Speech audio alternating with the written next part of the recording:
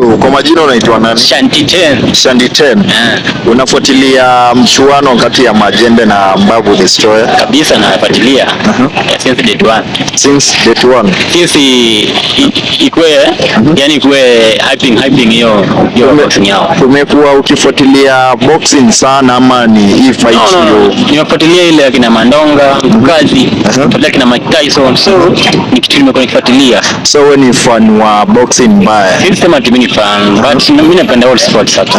Yeah. So leo unaenda Kasarani maybe? After game ya Gor tunaingia pale Indo. Ushachukua tiketi yako ready? Mapema sana. So wewe unashabikia nani kati ya Mbavu na Majembe? Majembe. Mbona Majembe? Majembe hapo juu. Kuna respect. Akona respect. Ana hyping kama Mbavu Destroyer. Si Mbavu Destroyer alikuwa na hype Mbavu Destroyer ndio ana hyping sana. Mbavu Destroyer anaambia Majembe, wewe kama wewe hata najua kipigwa tambeni ni watu.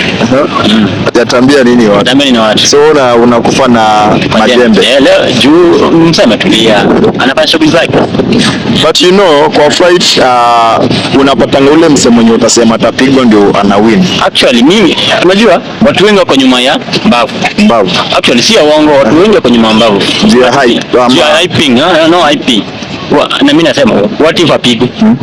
Do you think Majembe akona zile skills za kutosha za kumpiga? Majembe akona skills. Majembe akona skills.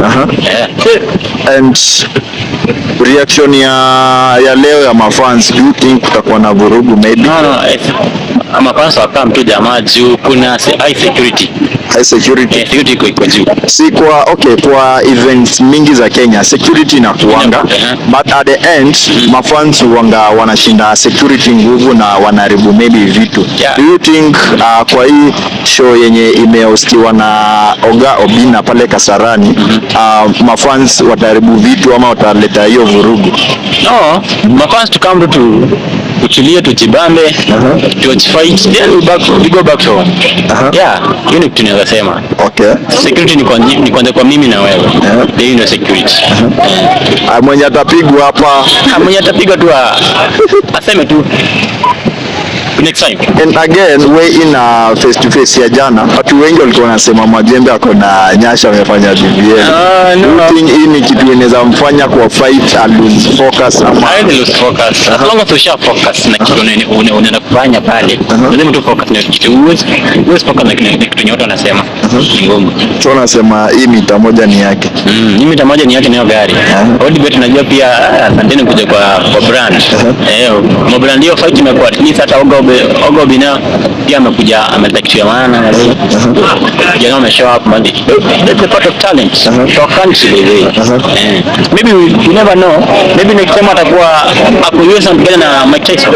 You never know.